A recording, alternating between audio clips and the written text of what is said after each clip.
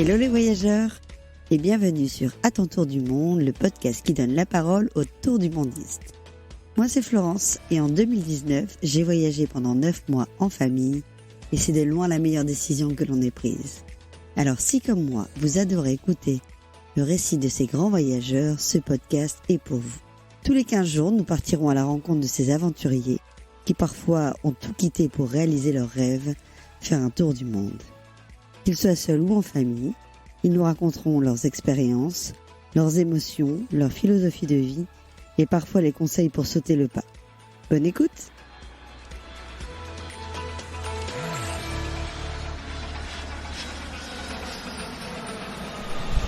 Aujourd'hui, je vous emmène à la rencontre des 5 baroudeurs.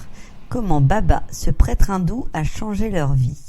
Je ne vous en dis pas plus et vous laisse écouter ma conversation avec Virginie qui va nous prouver que dans la vie, tout est possible et qu'il faut croire en ses rêves. Salut Virginie, je suis heureuse de te recevoir à ce micro. Alors la première fois, on vous a découvert sur un reportage sur TF1 sur des familles qui allaient faire le tour du monde et donc vous étiez au tout début des préparatifs. Et le jour où j'ai regardé cet épisode, j'ai dit, il n'y a aucun doute, nous aussi, on va le faire. Ça, c'est chouette, ça, c'est chouette. Ça fait toujours plaisir à entendre. Est-ce que tu peux nous raconter, parce que du coup, c'était en quelle année le grand départ? En juillet 2019. Juillet 2019. Ouais, donc on était vraiment partis quasiment on est partis en même temps. Est-ce que tu peux revenir un peu sur le déclic? Comment vous avez préparé ça? Comment ça a mûri dans votre esprit?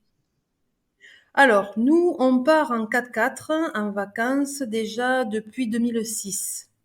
Quand Lola, ma fille, est née, on venait de finir de construire notre maison nous-mêmes. Donc, pendant 3 ans, on n'avait pas eu de vacances. Et j'avais déjà une fille de 5 ans. Et donc, ma deuxième Lola est née. Et donc là, à ce moment-là, il a fallu qu'on essaie de se retrouver dans le couple et on avait besoin d'évasion puisque 3 ans sans vacances, c'était pas évident. Et on avait un 4x4. Donc, on cherchait comment faire. On a attendu que Lola ait 1 an pour partir quand même. On n'est pas parti avec un bébé d'un mois. Hein. Et on a rencontré les Vibrations qui faisaient des roadbooks en Espagne. On est allé les rencontrer. On avait de la chance parce qu'ils habitaient à 20 minutes de chez nous. Et ils nous montrent que ils ont des petits livres. C'est un peu comme une chasse au trésor. Case après case, moi je remettais à zéro. Je disais à mon mari, tourne à droite, tourne à gauche. À l'arbre, c'est tout droit. À la ruine, c'est à gauche. Et c'était super. Au début, on avait juste une tente qu'on jetait par terre, une Quechua, et on avait juste une gamelle bleue camping-gas. On est parti un peu comme ça à l'aventure avec une fille de 1 an et une autre de 6 ans. Waouh! Et voilà. Et on a fait tous les roadbooks Vibration. Pendant 8 semaines, on est parti sur les roadbooks Vibration.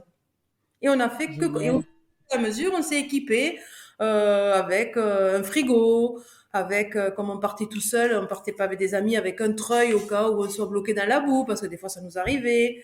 Voilà, on a équipé le 4x4 vraiment, où on ne s'en servait que pour les vacances. C'était pas du tout un véhicule pour aller travailler ou partir en week-end, c'était vraiment que pour des vacances. Et les premières destinations, du coup, des road trips, c'était plutôt en France ou parfois à l'étranger? Que l'Espagne. On a fait pendant 10 ans l'Espagne parce qu'on habite à 1h30 de l'Espagne, donc on est très chanceux. Au bout d'1h30, on avait déjà un grand ciel bleu, même si des fois chez nous il faisait pas beau, on passait le tunnel et l'autre côté il y avait le grand ciel bleu. Changement de langue, ils vivent différemment de nous puisqu'ils se couchent beaucoup plus tard. Enfin, on avait vraiment l'impression d'être totalement dépaysés 2 heures après être partis de chez nous. Donc ça, c'était vraiment le point positif. Les enfants adoraient ce mode de camping, de découverte. On se lavait dans les rivières, dans les lacs. Et donc pendant 10 ans, on a fait ça.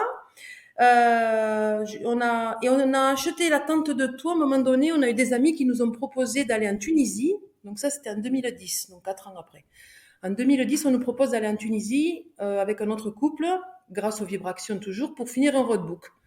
Et donc là, on s'équipe et on met une tente de toit parce que, bon, une tente au sol quand même, on s'est dit, avec les scorpions, les bestioles, bon, on va mettre une tente sur le toit de la voiture pour mon mari et moi. Et les 2 filles, mon mari avait fait un aménagement dans la malle, hein, donc elles dormaient dans la malle. J'ai des photos, elles boivent le poupou toutes les 2 quand on ouvrait la malle. Il y avait les deux petites qui dormaient là. J'ai fait une photo que j'adore et dessous il y avait le garde-manger, les bananes, le Nesquik et nous on dormait en haut et eux donc dans la voiture. Et du coup, la voiture, elle était fermée quand vous Oui, oui, étiez en haut. Donc... Et la voiture oui. était fermée, mais tu les entendais si jamais il y avait Oui, une oui, lueur de oui. nuit ou... Oui, Excellent, oui. c'est Elle génial. nous faisait, elle tapait sur le toit, touc, touc, touc sur le toit s'il y avait besoin de quelque chose. Et donc, on descendait par la tente, par l'échelle. Oui, vous avez quelque chose. Mais en général, elle tapait pas. Elle se racontait des histoires et en 3 minutes, tout le monde dormait, hein. C'est génial. Donc, ouais, donc, c'est pas venu entre guillemets par hasard.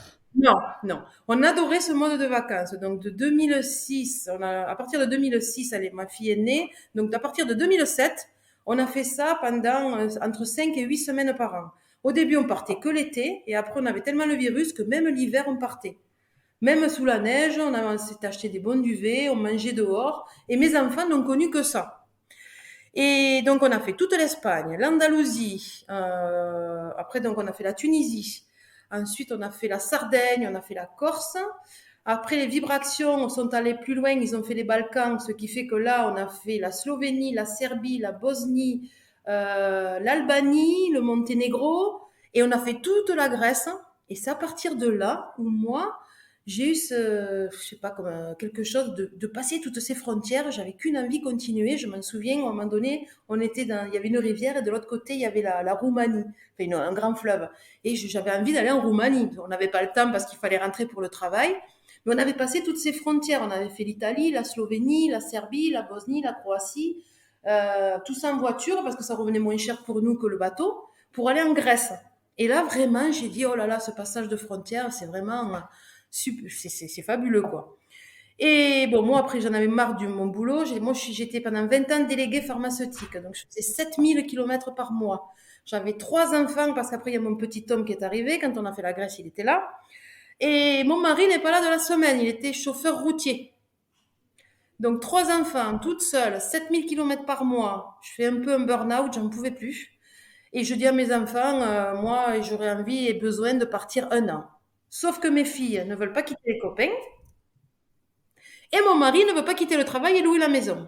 Sauf que moi, dans ma tête, c'était mon seul échappatoire pour pouvoir faire ce voyage, c'était de louer la maison, parce qu'avec ce gain d'argent, on allait pouvoir voyager.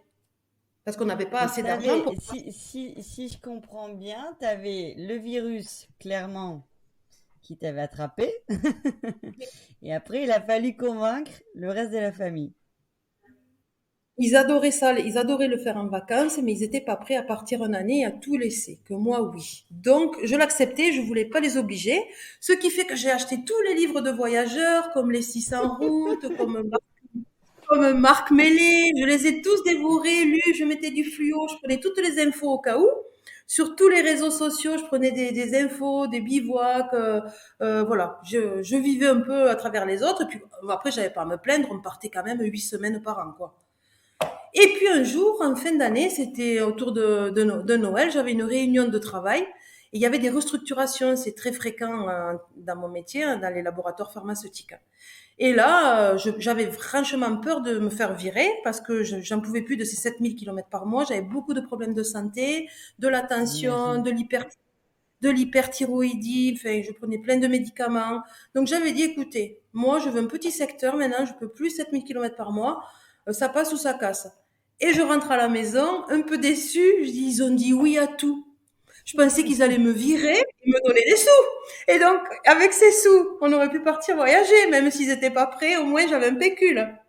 Et là, il y a mon mari et mes gosses qui me disent, ah ouais, c'est dommage, nous aussi on serait bien partis. Oh. Ah, faut pas me le dire deux fois. Et du coup, ben, j'ai tout fait un branlement de combat. Bon, d'abord, il a fallu chercher. J'ai pas tout dit à mon travail de suite, hein. D'abord, j'ai dit à mon mari, bon, il faut un autre véhicule parce qu'on avait un Range Rover pour partir en vacances, mais il y avait trop d'électronique. Du coup, j'ai dit, allez, il faut qu'on aille voir un copain qui habite pas loin. On voulait un Defender parce qu'on était très Land Rover. Sauf que c'était hors de prix, on n'avait pas l'argent, on achetait avec le petit, on avait que 5000 euros. Il y avait 5000 euros, on avait une ruine, quoi. Il fallait tout refaire, c'était pas possible. Et un ami nous dit, mais de toute façon, un Defender, ça va pas pour vous. Vous êtes 5 plus le chien. Il vous faut un truc plus gros. Et donc, l'équivalent du Defender est le Toyota HDJ 80. Et on se lie d'amitié avec lui. Il nous dit, vous allez pouvoir en trouver. Bon, mon mari, après, est mécano, donc même s'il y avait des choses à faire, c'était pas grave. Et bien, quand ça doit arriver, ça arrive. On l'a rencontré sur un salon. Et bien, un mois après, on partait à Clermont-Ferrand chercher ce Toyota DJ80. On l'a ramené à la maison. Et on a mis 1 an pour le refaire entièrement. Mon mari l'a carrément désossé, il a refait tout le moteur, les amortisseurs, il a mis un frigo. En fait, on a tout pris du Range Rover parce on n'était pas riches. Hein.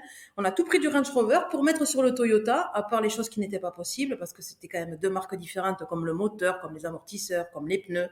Mais bon, tout ce qui était treuil, navigation, tente de toit, frigo, on a tout pris du Range pour mettre dans le Toyota. Et Je ensuite, retiens 2 choses importantes dans ce que tu dis, c'est que déjà, avec un petit budget, entre guillemets, on peut y arriver.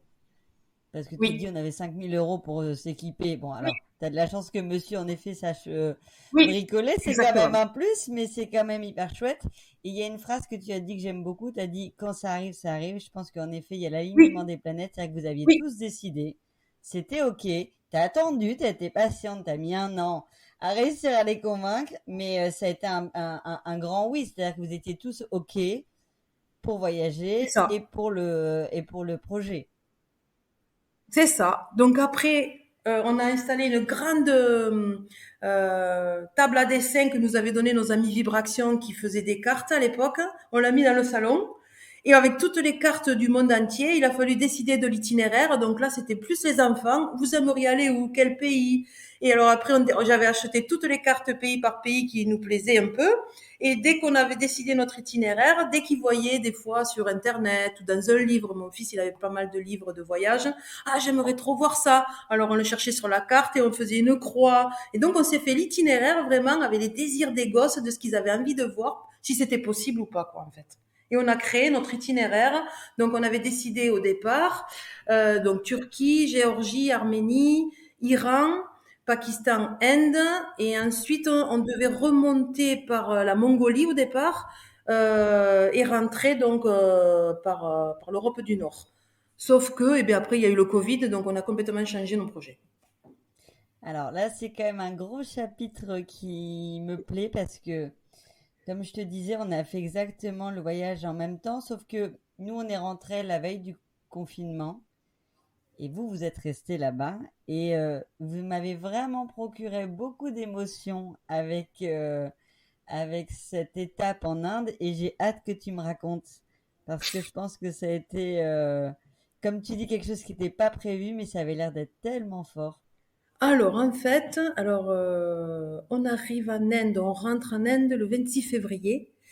Et oui, c'est ça. Et je sais pas, au début, on avait pris 1 mois de visa pour l'Inde. C'était un pays qui nous faisait peur. Les gens nous avaient dit, il y a beaucoup de monde, vous pourrez pas bivouaquer, on peut pas faire pipi et caca dehors, tellement il y a de monde, tout le monde nous regarde, avec des filles blondes, faites attention.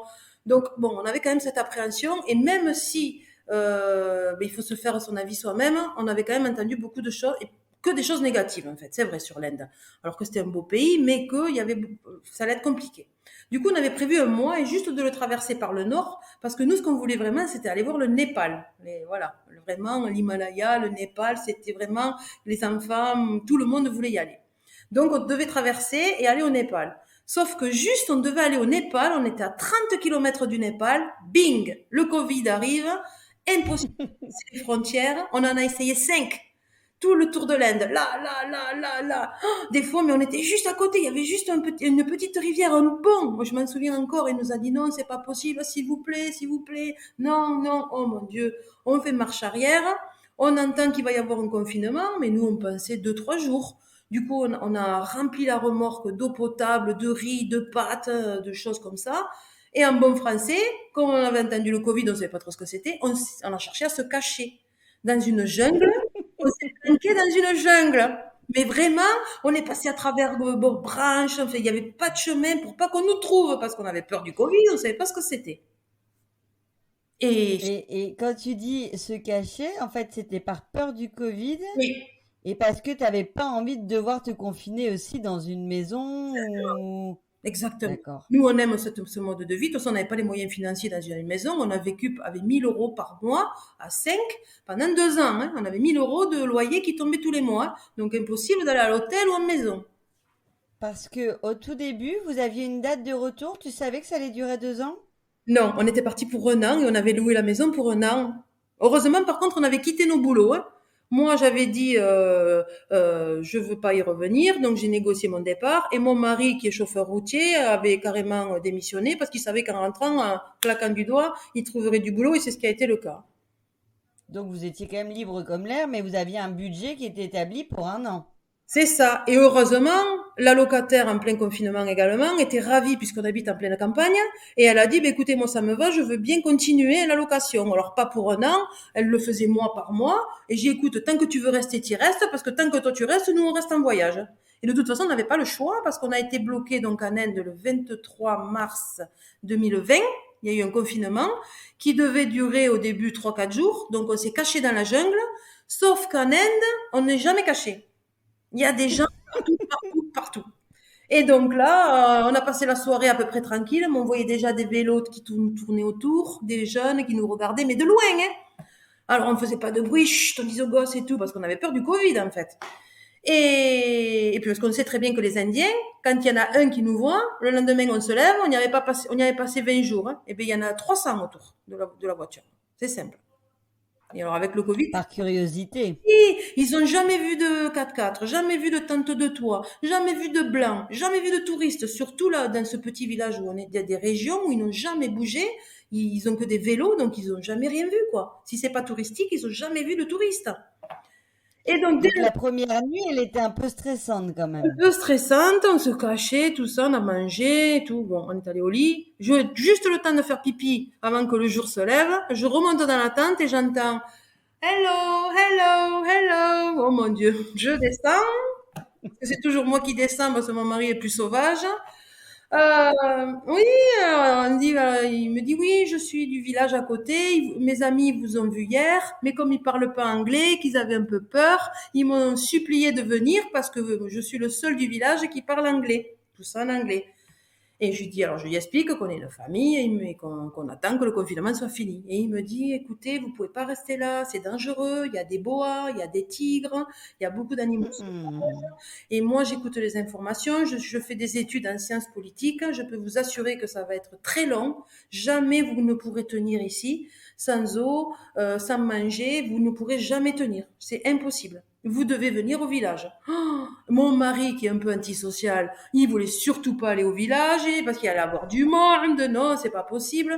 Et puis moi, en tant que maman, le Covid, le machin, et puis j'ai eu confiance en lui. Je sais pas pourquoi. J'ai dit, bah, écoute, ok, on te suit. On remballe tout. Mon mari gueulait comme un putois. J'écoute, on va aller voir et on verra bien. Bon. Et nous voilà, avec le 4x4, la remorque, le chien, les gosses. Et il nous amène sur la place du temple. Donc la place du temple avec un prêtre qui nous accueille. Tu vois que j'ai en photo ici parce que il est avec nous mais tout le temps. Donc c'était un prêtre hindou. Un prêtre hindou qui nous dit ne t'inquiète pas, tu peux rester là tant que tu veux, on va prendre soin de vous, tout le village va m'amener, on cultive notre riz, notre pain et nos légumes, tout, on l'a vu ensemble, il va y avoir le Covid, c'est dangereux, il vous faut pas bouger de là, tous les jours quelqu'un m'amènera quelque chose et c'est moi au temple qui prendrai soin de vous et qui vous cuisinerai matin, midi et soir. Et vous allez vivre là et on va s'occuper de vous. Mon Dieu, je me dis, mais qu'est-ce que c'est ça? Et ça a duré 4 mois. 4 mois, on n'a pas pu bouger la voiture de 4 mois. Et on a mangé, alors pour des Français, c'est très dur.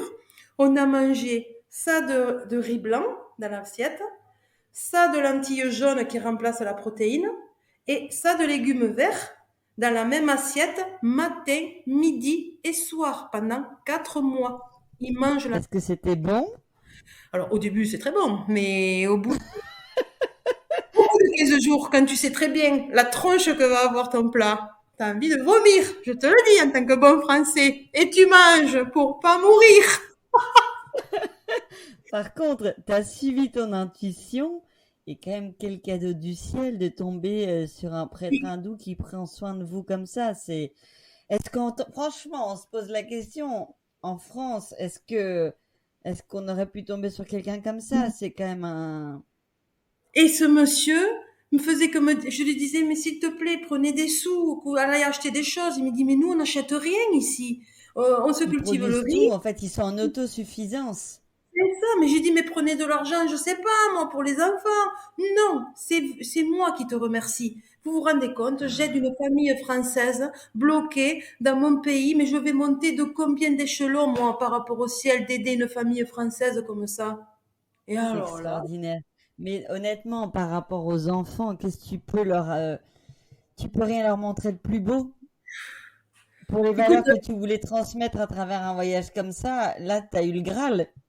Écoute, rien que de t'en parler, j'ai les frissons partout, j'ai les larmes aux yeux, parce que, et en plus, ce monsieur il disait, oui, de toute façon, tout le monde me le dit, vous allez m'oublier, vous êtes des touristes. J'ai dit, mais jusqu'à mon dernier souffle, Baba, jusqu'à mon dernier souffle, je penserai à toi. Jamais de ma vie, je ne t'oublierai. Tu as sauvé mes enfants, vous avez partagé votre riz, vous avez partagé vos légumes, ils nous ont remplis d'amour. Mon fils, c'était Mowgli, il vivait dans le village avec les Indiens, dans les arbres. Il était sale comme un peigne. Je le voyais, il a pas été confiné, c'était Mowgli dans la jungle.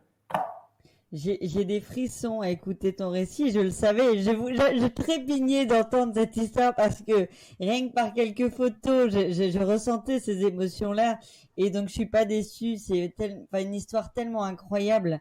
Est-ce que du coup vous avez gardé des liens avec Baba? Oui, oh oui, oui, ben on discute heureusement, tous les jeunes, même en Inde, hein, ils ont tous un téléphone portable, ils ont tous WhatsApp, ils ont tous Facebook, et donc on discute dès qu'ils vont au temple voir le Baba, on fait un appel vidéo, et donc qu'est-ce que ça fait drôle quand on se retrouve dans notre maison, dans notre confort là, dans tout ça, et qu'on se rappelle comment on était là-bas et comment eux ils vivent. Nous, on a vécu pendant 4 mois dans le 4x4. Après il y a eu les moussons, donc il faisait tellement chaud, il y avait de la boue partout, donc ils nous ont mis dans leur maison à eux. On a dormi sur des planches en bois comme eux, parce que eux ils dorment sur des tables en bois.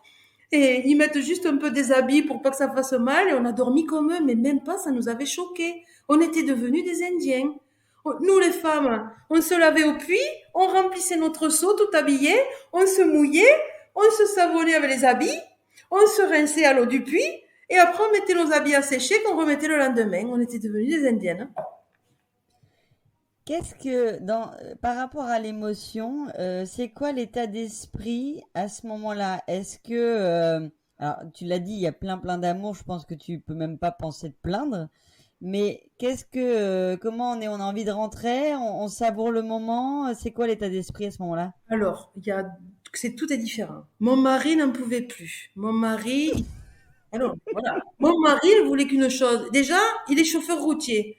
Ça lui était jamais arrivé de sa vie de pas conduire. Il n'a pas conduit pendant 4 mois. Le véhicule a été à l'arrêt. Bon. Ensuite, il est habitué à être tout seul dans son camion. Là, bon, il était déjà avec nous, donc c'était déjà difficile donc de s'accommoder. Mais là, il avait 300 Indiens toujours autour. Parce qu'on vivait dans un Et village indien. pour quelqu'un d'antisocial, c'est sûr que c'est un exercice important. C'est ça. Et puis, il adore la viande. On n'a pas eu de viande pendant 4 mois. Ils sont végétariens. On était sur la place du temple, nourris par le Baba. Pas de viande, pas d'alcool. Le même plat. On ne conduit pas. Et on vit à l'indienne. Donc, très, très précaire. Et ce que j'arrive pas à comprendre, moi et les enfants, ou les enfants et moi, on était dans une bulle de coton, comme une grosse barbe à papa. Tous les matins, on était réveillés par les prières du Baba. On se levait avec la banane alors qu'il faisait nuit. On allait prier avec eux, même si on n'y comprenait rien. Ils essayaient de nous expliquer. Alors des fois, il y avait le petit jeune qui parlait anglais qui nous faisait les traductions. Alors tous les matins, tous les soirs, c'était la prière avec le Baba. Il nous nourrissait, c'était la moindre des choses de l'écouter, ce pauvre Baba. Après, on se baladait toute la journée, on allait cuisiner avec les Indiennes, les enfants, ils avaient tous trouvé des copains de leur âge. Et alors même ma mère, je m'en souviens, ma mère, mais vous vous ennuyez pas? Alors c'est vrai, moi qui adore bouger, et je dis ben non, je sais pas pourquoi, ben non, je ne m'ennuyais pas. Tu parles bien anglais, Virginie, à la base? À la base, non, normalement, mais bon, de toute façon, à la fin, dans ce village, on parlait plus indien que anglais. Il y avait qu'une personne. Donc, on a appris tous les mots. Kana, sona, ben, manger, dormir, boire, vraiment la base. Kana hogia, ça veut dire j'ai assez mangé. Bahout, j'en ai trop. Vraiment, j'ai chaud, j'ai froid, la base pour discuter avec eux parce que voilà, il fallait, de toute façon, on n'avait pas le choix. Mon fils, il parlait carrément couramment indien, lui, parce qu'il avait 9 ans.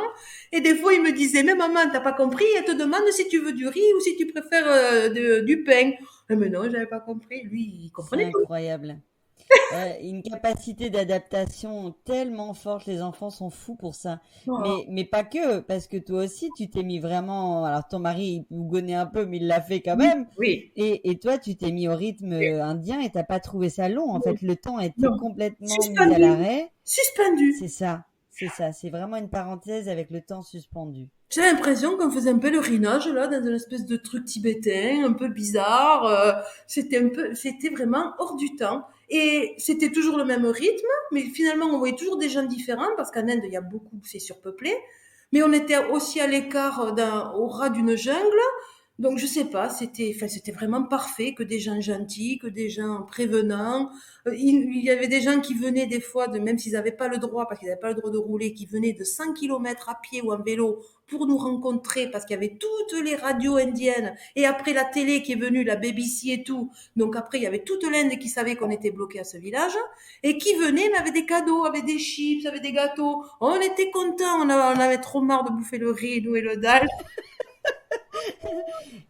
Et on avait honte aussi, parce qu'en fait, ils nous donnaient tout leur riz et nous, on faisait nos gâtés pourris avec les gâteaux. Du coup, on les partageait avec les gens du village. Les pauvres, ils n'avaient jamais vu de gâteau, ils n'avaient jamais vu de chips, ils n'avaient pas vu tout ça.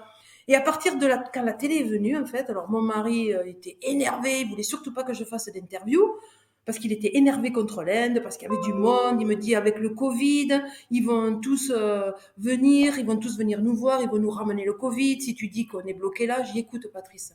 Là, moi, il faut que je nourrisse mes enfants. Et en fait, le deal était, je vous donne toutes les informations que je veux, on joue ce que vous voulez, on fait la vérité. Vous pouvez nous filmer dans notre environnement, je vous explique, mais en contrepartie, moi, je vous fais une liste et vous m'amenez tout. Donc, des choses pour les filles, les tampons, des médicaments que je n'avais plus, des croquettes pour le pauvre chien qui était devenu végétarien. Euh, mais oui, mais oui, Alors, lui, il faut quand même qu'on en parle du chien. Ça, je crois que j'ai jamais vu des tours du mondiste qui prennent leur chien. eh oui, donc le pauvre chien, il mangeait du riz blanc. Au début, il a pas mangé d'un moment. En plus, il est pas bien épais. J'ai dit, il va crever ce chien. Et puis, il a fait comme nous, il a bouffé le riz. Comme Et quoi, est-ce que si c'était à refaire, parce que le Covid, personne l'a choisi et clairement, ça a quand même perturbé beaucoup d'itinéraires, mais toi, je trouve que ton expérience est tellement folle. Est-ce que si c'était à refaire, tu cocherais avec ou sans Covid? non, avec Covid, pour vivre ça, c'était ma plus belle histoire. Je pense que tu as raison, c'est ta plus belle histoire. On vient tous chercher un peu ça dans le tour du monde. Mais là, vous avez une rencontre qui est tellement forte. Je vais même pas poser la question que je pose souvent à la fin des podcasts, de dire quelle a été votre plus belle rencontre. Je pense que Les Indiens, ça, c'est juste une évidence, le quoi. petit village Kolua, qui nous a hébergés pendant 4 mois et qui est une famille. Bon, on a des familles de cœur dans tous les pays qu'on a traversés, parce qu'en général, nous, on fait pas que les traversées, on en a toujours fait tout le tour.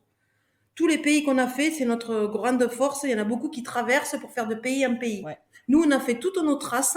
On a fait tous nos bivouacs pour s'il y a des voyageurs, on vend nos traces à des voyageurs. Ils ont tous les points où on a dormi et tous nos points touristiques. C'est-à-dire toutes nos belles photos. Ma fille, elle a fait un travail de titan pour les trouver. Il y a des fois, on a fait des kilomètres, on a fait de ces chemins pour les trouver incroyables. Mais on a tout mis sur informatique grâce à Vibraction qui nous a beaucoup aidé à nous dire comment on crée des roadbooks finalement. Et on a tout sur informatique. Donc, pays par pays, que ce soit la Turquie, la Géorgie, l'Arménie, l'Iran, l'Oman, les Émirats arabes, le Pakistan et l'Inde, donc 8 pays traversés de long en large et en travers, et même l'Inde, puisque du coup, au lieu d'être parti 1 an, on est parti 2, donc 15 mois en Inde. On a passé 15 mois en Inde, on a fait 110 000 kilomètres en 2 ans, dont 50 000 en Inde. Et du coup, là, de ce que tu dis, tu vends tes roadbooks Ouais, enfin, pour les gens qui veulent le faire. ils sont, en fait, moi, il y a un papy qui est venu me voir sur un salon. Il me dit, mais c'est super, c'est le club med des roadbooks. Moi, j'amène mes petits-enfants. Je loue un 4x4 avec la tante de toi parce qu'ils adorent ça, les gamins. Ils trouvent ça génial.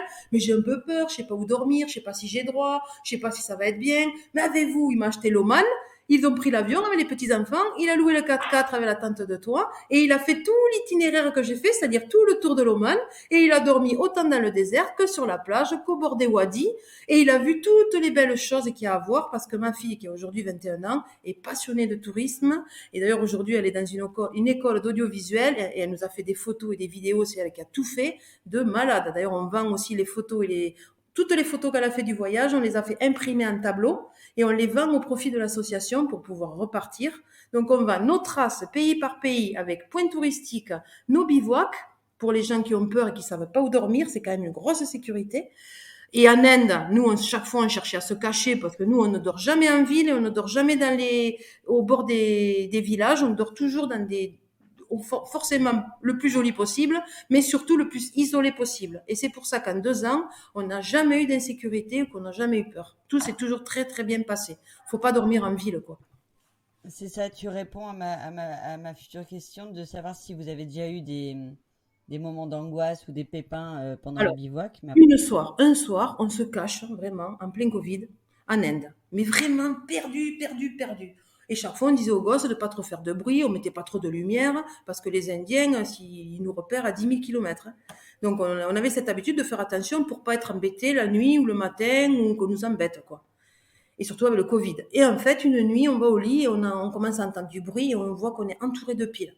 Mon mari descend, toujours Entouré dans la de... fureur, entouré de piles. Tout le tour du 4x4. Il y en avait Qu'est-ce que peut-être tu une veux dire par vingtaine. pile? Ils avaient des lumières ou des portables ou des piles pour nous éclairer. Il y avait 20, D'accord, tout autour du 4x4, on avait des gens avec des lumières. Et mon d'accord, mari descend, avec des lampes de commence poche, à, d'accord, pardon, j'avais pas compris. oui, oui, des lampes de poche, hein, ou des téléphones, il s'éclairait avec des téléphones, hein. Et, excuse-moi, j'avais un message. Et du coup, là, mon mari descend. Ouais, qu'est-ce qui se passe? Ne nous encerclez pas, ne nous encerclez pas. Bon, il parle pas trop bien anglais, mais il essaie de parler anglais. Et je sens que les gens autour parlent en indien, mais agressivement.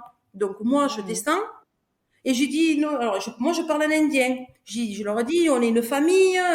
Je leur dis que j'ai des enfants. Mata, je suis la maman. Pita, je leur parle le papa. Je leur montre le chien. Et je dis que j'ai des enfants, filles, garçons.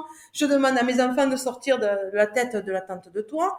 Et eux, quand même, qui savaient pas trop, ils se préparaient peut-être un peu à ranger la tente pour partir en catastrophe. Ils savaient pas trop comment ça allait se débrouiller. Parce que tous les Indiens, c'était comme une tribu. Ils avaient carrément des lances, des frondes. Enfin, ils venaient vraiment tout autour de nous, mais on les sentait pas forcément pacifistes, hein. Et mon mari qui gueulait en plus, oh mon Dieu. Et moi, je suis descendue là. Et j'ai dit ça, on est une famille. Et heureusement, j'ai eu l'idée. Sur le 4x4, il y a tous nos sponsors et il y a notre page Facebook, les 5 baroudeurs. Et je leur dis, look, je leur dis, les 5 baroudeurs, Facebook, Facebook. Et tous les jeunes, ils y vont voir. Et ils commencent à regarder, à sourire, à rire, à voir qu'on était dans un village indien, qu'on était passé à la télé. Et tout se détend, l'atmosphère bouffe. Et en fait, ils avaient peur en discutant, ils avaient juste peur parce qu'il y a beaucoup de gens qui viennent leur prendre les bébés, leur prendre les enfants pour des trafics d'organes. Et ils savaient pas qui on était, un gros 4x4, pourquoi on se cachait. Eux, ils ne campent pas. Pour eux, on se cachait. Oui, on se cachait, mais pas de eux. Enfin, si de eux, mais c'était pas pour les attaquer ou quoi que ce soit. Ils ont eu plus peur que nous, on a eu plus peur d'eux. Et quand ils ont compris qu'on était une famille française, ils sont partis. Le lendemain, ils sont revenus. Ils voulaient des selfies avec nous. Alors là, C'est extraordinaire. mon mari, non, non, pas de selfie, vous nous avez réveillés hier soir, on nous a fait peur, dégagez, dégagez. Alors bon, après, nous, par derrière, on leur donnait des petits selfies. Et il y a encore des gens de cette tribu qui discutent avec mes filles par les réseaux. Ils nous suivent encore, ces gens. T'as eu un bon réflexe et t'as vite attrapé les codes en fait de Oui, savoir parler un petit peu ouais, indien ouais. et comme tu dis, vivre les réseaux sociaux sur ce coup-là. Et oui, ils ont vu ça, ils ont vu qu'on était une famille, ils ont vu qui on était, qu'on n'était pas là pour les attaquer, qu'on faisait le tour du monde, hein, et qu'on était en Inde depuis tant de temps et tout ça. Et du coup, ça s'est très très bien passé. Mais par contre, sur le moment, je t'assure que même moi, j'avais le cœur qui battait la chamade, hein. Oh, J'imagine. Et du coup, ton mari lui dirait quoi? Il dirait aussi que si c'était à refaire, il ferait le confinement comme ça, non, bloqué en Inde? non, Ah non. non. Pour être franche avec toi, lui, il nous a carrément dit qu'il n'était pas un baroudeur, qu'il était un voyageur, que lui, 3 mois en Espagne, ça lui suffit, qu'il voulait plus repartir un an. Donc nous, ça nous a choqués parce que pour nous, c'était nos 2 meilleures années de notre vie, et pour lui, c'était un peu les pires, on va dire. Bon. Ça a été un peu compliqué, et quand on est rentré en France, au début, il avait ce discours-là, donc du coup, on était un peu en désaccord. Nous, c'était génial. Lui, ouais, c'était dur, c'était génial. Bon. Puis nous, on a dit, bon, écoute, ok, de toute façon, on a la chance d'avoir fait ce grand voyage. Mais si au moins on peut repartir 2 mois par an, tous les ans, juillet, août, c'est déjà cool, quoi. Ça, on se suffira de ça. Parce que lui, il voulait plus du tout repartir, louer la maison et tout ça. C'était trop compliqué pour lui. Il fallait gérer la sécurité, gérer la mécanique. C'était trop de responsabilités parce que lui, il était habitué dans son camion déjà et il gérait pas les enfants, il gérait pas tout ça. Et là, il s'est retrouvé déjà avec nous 4 alors qu'il était toujours tout seul et en plus à gérer des choses qu'il ne gérait pas. Et pour lui, ça a été trop. Gérer le bivouac, la sécurité. Mais je peux l'entendre, hein. Je lui ai dit, je peux l'entendre. Je comprends tout à fait. Puis je pense que je l'avais déjà évoqué d'ailleurs avec une précédente famille. On n'est pas là pour tester nos limites non plus. Mais non. Et en fait, on n'a pas tous Les les mêmes. mêmes attentes.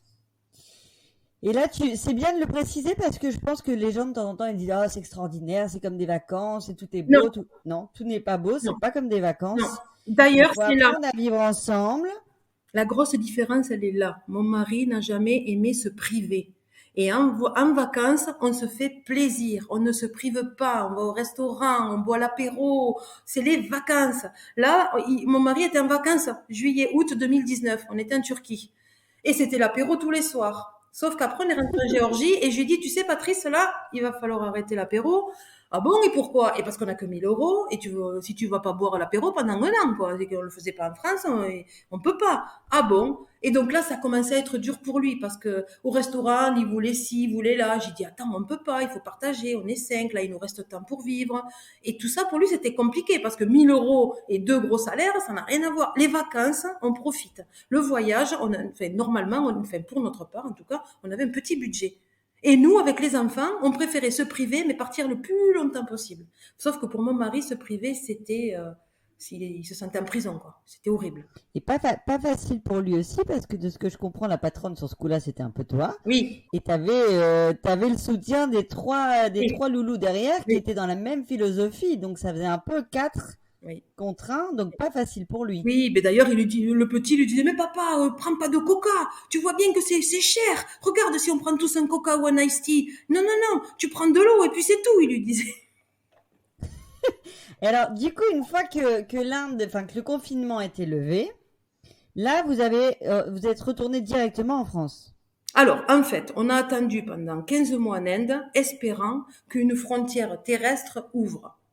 D'accord? 15 mois en Inde, parce Oui. qu'attends, 15 mois. vous avez fait un mois avant le confinement, et après, vous êtes confiné 15 mois? Ben, non, on est rentré 1 mois en Inde, on a été confiné 4, ça fait 5, et pendant 10 mois, on a bougé dans toute l'Inde. Ah, d'accord. Donc pendant 10 mois après, là, on était revenu sur la partie Voyage. tour du monde, itinéraire, libre. Ok. Super. Libre, mais on pouvait pas sortir de l'Inde. Du coup, on a fait tout le tour de l'Inde qui n'était pas prévu. Et Ah, donc en fait, c'est ça. Vous deviez, sinon, vous auriez passé la frontière, mais là, vous n'aviez pas le droit de passer les frontières. non. Donc du coup, on a fait tout le tour de l'Inde. Et dès on était un peu fatigué ou que hop, on revenait à notre petit village indien se reposer. C'était notre maison et on repartait. Et au début, on faisait des petits itinéraires. Puis après, quand on est parti au sud, comme c'est très grand l'Inde, là non, on a fait carrément. Le petit village était au nord, donc on est descendu tout au sud de l'Inde. On est remonté par Goa et là, on a fait tout un grand tour où c'est que vraiment on n'est pas revenu au village. Mais par contre, toutes les choses à côté du village, on allait au plus loin, vers le Myanmar et on revenait. On allait vers le Népal et on revenait. On allait vers Donc Patrice, il aimait bien quand même revenir au village. Et finalement, c'était quand même une sécurité pour lui parce que là, il pouvait dormir et sans chercher le bivouac et il savait qu'on n'allait pas nous embêter. Là, on pouvait carrément dormir chez les habitants. On était chez nous, quoi.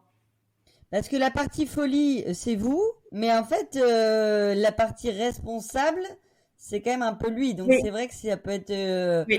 une grosse pression quand même pour lui. Et comme il dit, je suis le seul homme, donc s'il y a un problème de sécurité, c'est à moi de le gérer. Quel âge il a, le petit dernier? Enfin, il avait quel âge pendant le voyage? On est parti, il avait 8 ans, on est rentré, il en avait 10. Alors maintenant, du coup, forcément, ça m'amène à... J'avais hâte de savoir aussi, parce que quand tu as vécu une telle expérience, ben, je suis obligée de te poser la question de comment se passe le retour. C'est horrible. Une grosse... C'est horrible. Moi, j'ai fait que pleurer. Je ne pensais qu'à repartir en Inde ou à repartir n'importe où. Donc, on a commencé à... Au début, on n'avait pas la voiture, puisque donc, vu qu'on ne pouvait pas traverser les frontières terrestres, et heureusement que suite à mon licenciement, j'avais touché des sous de côté, on a dû payer 4 000 € pour mettre la voiture dans un conteneur en Inde pour le faire rentrer en France. Et nous, on est rentré en avion. C'était notre seule façon de sortir de l'Inde. Donc, tu avais quand même prévu un petit pécule, entre guillemets, en cas de galère, Oui. auquel que tu n'avais pas Jamais intégré dans le touché. budget du voyage. Je n'avais jamais touché à ces sous-là et je les ai touchés pour nous payer l'avion de retour et le container pour le 4x4. Et heureusement. Donc, vous avez réussi à respecter votre budget. Oui, Et par contre, on revient un peu à sec où on doit tout recommencer à zéro, retrouver du boulot. c'est ça. En fait, on est rentré aussi parce que la locataire, elle nous a, après, elle a dit stop et donc on n'a plus de location maison, il fallait rentrer. Donc, plus de rentrée dessous et sans indiscrétion, votre maison, elle était payée ou fallait encore rembourser le crédit ou le loyer? Alors, vu qu'on était sponsorisé aussi par la banque, ils nous avaient fait, pendant un an, ça c'était le sponsor, ils nous avaient arrêté le crédit et D'accord. ils nous avaient fait de toutes petites mensualités par la suite. En fait, en 2023, on avait fini le crédit, comme on était presque à la fin. Pendant un an, en 2019, c'était prévu qu'on paye rien du tout. Et en 2020, j'ai recontacté la banque puisqu'on aurait dû rentrer. Et donc là, ils nous avaient fait moitié mensualité pour qu'on ait quand même 4 sous de côté pour vivre. Et je savais que c'était possible parce que je savais qu'en Inde, de toute façon, on vivait de rien.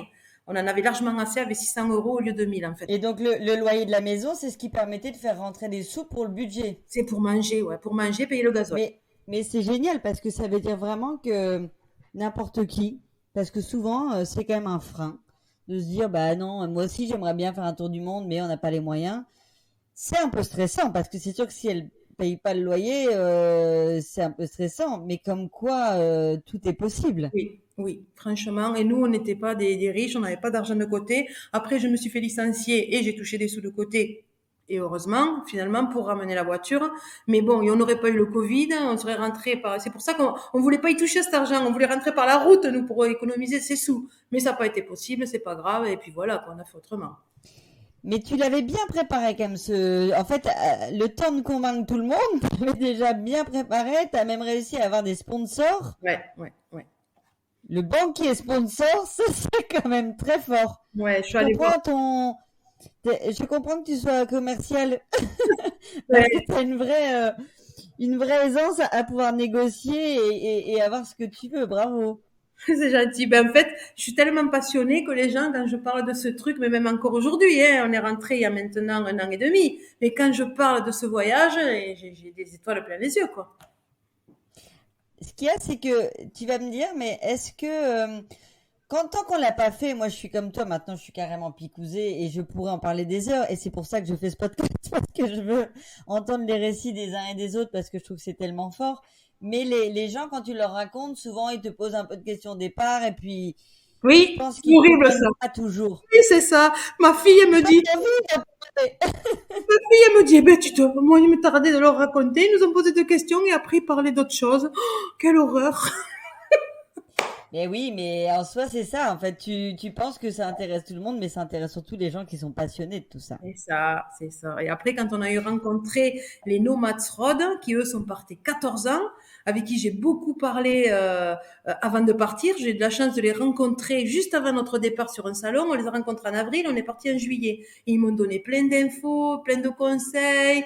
Et du coup, ben, quand on est rentré de ces 2 ans, on est allé chez eux. Et quel bonheur de discuter avec eux. On avait le même langage et même eux nous disaient justement ça, que ça fait du bien. On a dormi chez eux dans notre tente. Puis les gens habitués, allez, donnez-moi votre linge, on va tout laver, machin. Enfin, les vrais voyageurs. Et on avait le même langage et on a parlé jusqu'à 6 heures du matin de voyage, on avait le même langage. C'est ça. Et heureusement, c'est bien, ça nous permet justement d'avoir ces belles discussions, ces belles rencontres, parce que aussi pendant le voyage, nous on a rencontré d'autres familles tour du mondistes et ça reste des souvenirs incroyables. Alors après, on perd un peu le lien parce que la vie fait que chacun reprend un petit peu sa routine, mais c'est des très belles rencontres parce que c'est souvent des gens vrais et qui ont les mêmes attentes C'est ça. de faire des belles rencontres, quoi. Ils C'est sont très ouverts et je trouve que tu arrives même parfois, tu vas me dire si tu es d'accord avec ça, à aimer la compagnie et à devenir presque ami parfois avec des gens qui sont tellement opposés. Mais Et oui, si dans la vie, si on s'était rencontrés dans la vie de tous les jours, mais même pas, on reste 10 minutes ensemble parce que tout nous oppose. c'est vrai. Et là, comme on a ce vrai point commun d'aimer le voyage, eh ben on apprécie et on est beaucoup plus à l'écoute les uns des autres. C'est vrai, c'est vrai. Je suis tout à fait d'accord avec toi. Alors, si on reprend 2 ans après, maintenant, comment on se sent et comment on avance? Alors, il faut avoir des projets. Bon, nous, on est rentrés, donc bon, mon problème, c'était mon mari qui voulait pas repartir. On devait partir en Islande. Non, au début, quand on est rentré, comme on n'avait pas la voiture, c'est ce que je te disais, on a commencé à acheter une tente de camping par terre là pour mettre dans un sac à dos et on est parti faire des treks. On en a tellement fait en Inde, des treks, mais dans l'Himalaya où on n'avait plus d'air, des trucs avec des marches incroyables à travers des sentiers que faire un trek en France, mais c'était trop facile, quoi. Du coup, on a pris plaisir à revivre en pleine nature avec un petit réchaud, des petits week-ends comme ça, des petites vacances comme ça. Dès qu'on a récupéré le 4x4, ben on est reparti avec le 4x4 les Noël l'année dernière. On est parti une semaine, on est reparti sur les roadbooks espagnols de Vibration. Mais quel bonheur! Mais même en Espagne, c'est cette vie dans la nature qui nous plaît. Et bon, mon mari était content parce que c'était pas pour une longue période, c'était qu'une semaine, 15 jours. Et après, on devait partir en juillet-août en Islande, sauf qu'on s'y est pris trop tard. Pour louer la voiture était pas prête, il y avait trop de réparations. L'Islande, c'est super cher, donc c'était un gros budget, mais je voulais le faire avec mon argent que j'avais de côté de mon licenciement puisqu'on l'avait pas utilisé. Mais bon, la voiture était pas prête. On devait recevoir une tente de toit parce que la nôtre, qu'on avait depuis 2010, non, 2013, était complètement moisie suite à 2 moussons en Inde.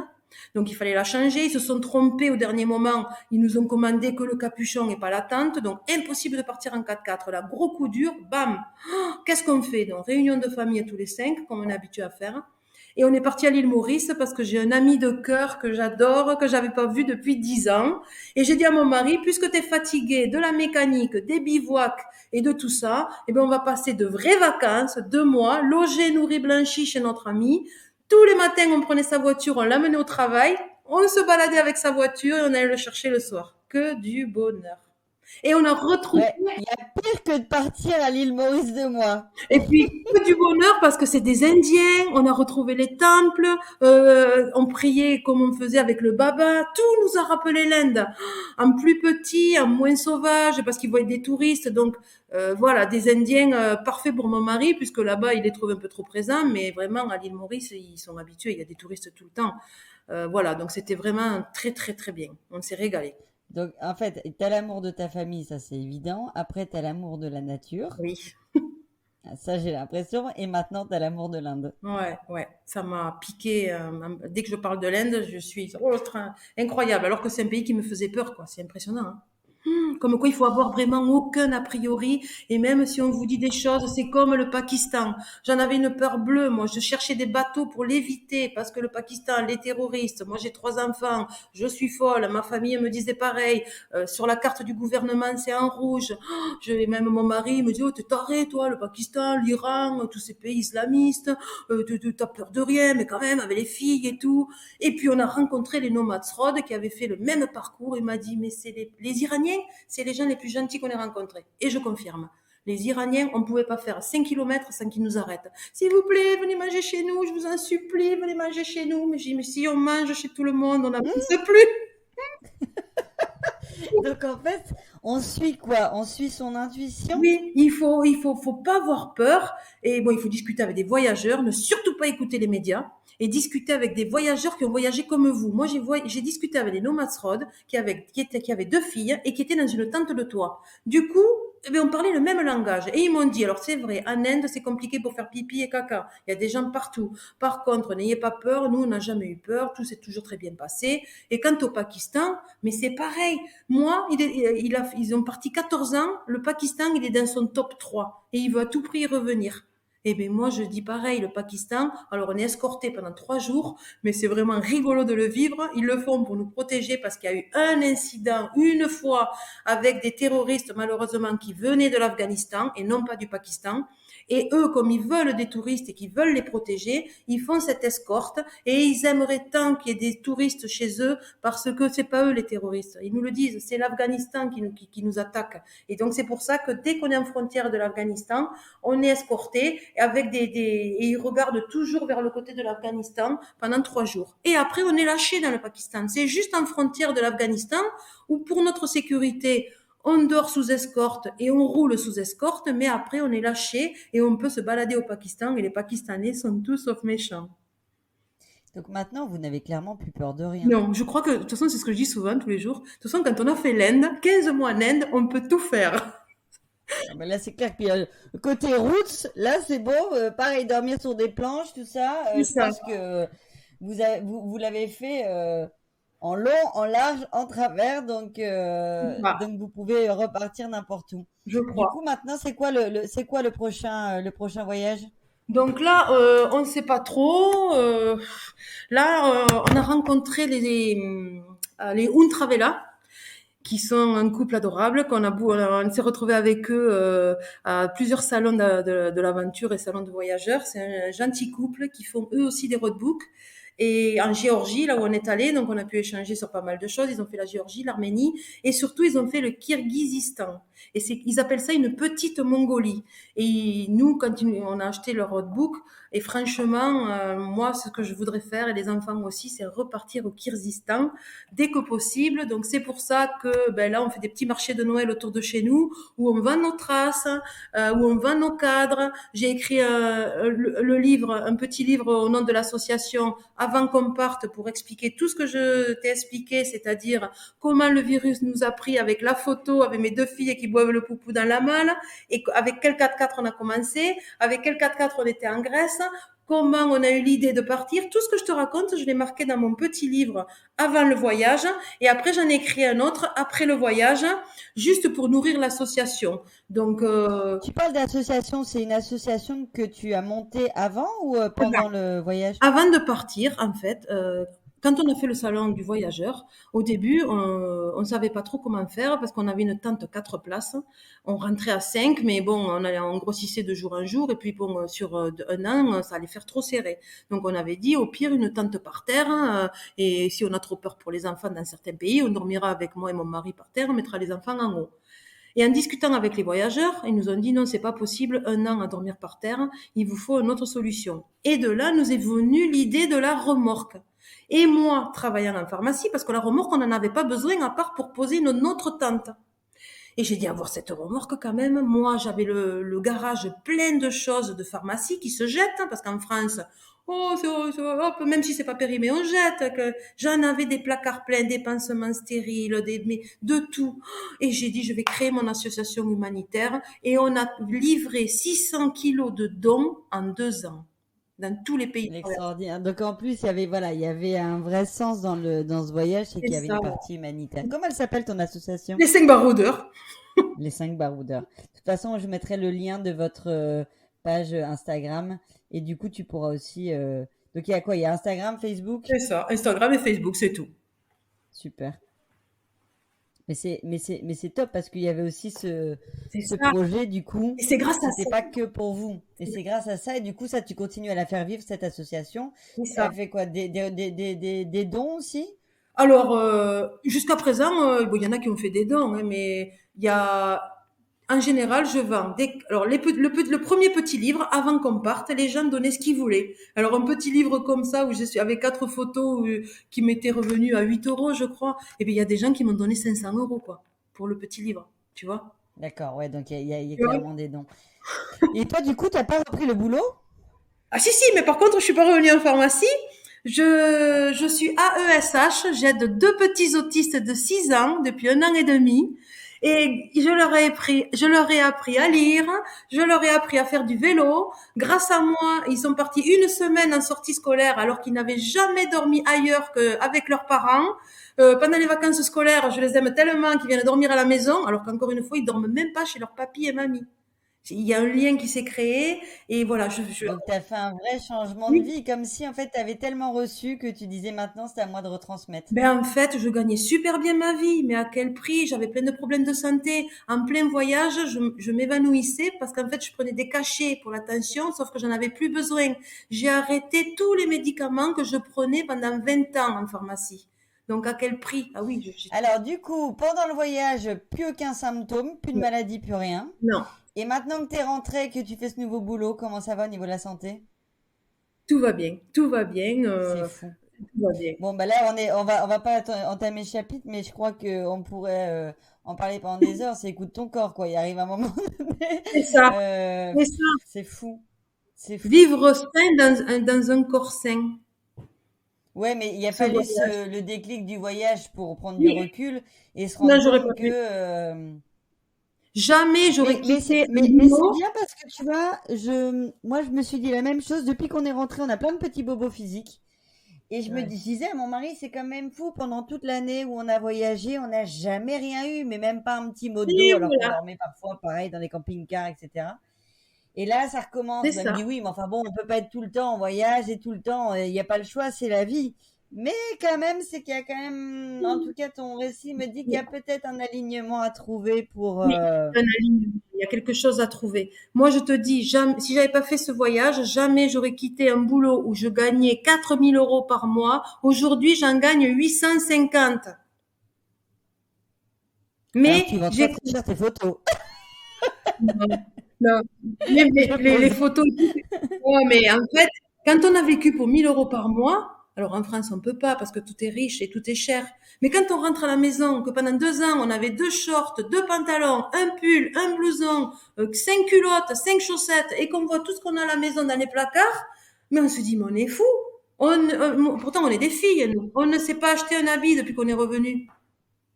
Mais alors j'admire ça parce que moi je trouve qu'on revient très très vite justement, on s'adapte très vite en voyage, mais on revient très vite aussi dans les travers de cette société de consommation qu'on a en France. Je Eh trouve ben, que pas nous nous, on hein. a très vite repris le mauvais pli, que ce soit nous les enfants, de retrouver un peu, alors, même si dans la tête je pense clairement qu'on a changé, mais vite on retourne un petit peu dans ce mode de conso. Mon mari, oui. Mon mari, ça lui a trop manqué, donc oui. Voilà. Mais oui, mais oui. Mais les enfants, même les enfants, hein, même l'année dernière, les cadeaux, mais ils savent même pas quoi me demander.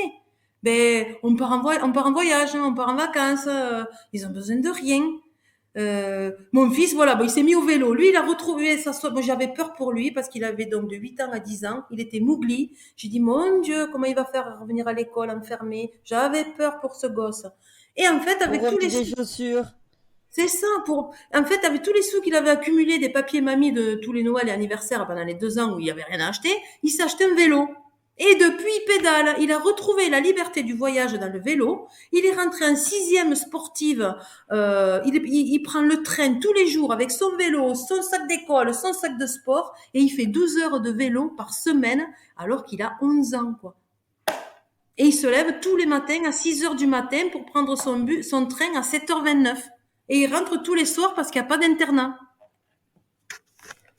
Ouais, je pense que vous leur avez transmis des valeurs incroyables pendant ce voyage et que ça les porte encore Et ouais, beaucoup. pour l'instant, franchement, c'est vraiment bien parce qu'ils l'ont toujours en eux. Ben, j'ai hâte en tout cas de voir la prochaine destination parce que maintenant j'ai bien sûr la picouse du voyage, mais je vais avoir aussi la picouse des 5 baroudeurs parce que c'est vraiment. Je savais que j'allais passer un très bon moment. On va être quasiment à 1 heure d'enregistrement. J'espère que ça va bien fonctionner. Mais en tout cas, je me suis régalée à t'écouter. Je Moi, trouve pareil. qu'en plus, t'as un rayon de soleil. Tu m'as donné une énergie incroyable. J'aurais Ouais, pu ouais, c'est parler sûr. encore pendant des heures. Pareil, Mais pareil. je suis très heureuse de cet entretien. Je fais ce podcast pour ça. Mais j'avoue que là, ça a été intense. Donc, merci, merci. Merci à toi. C'était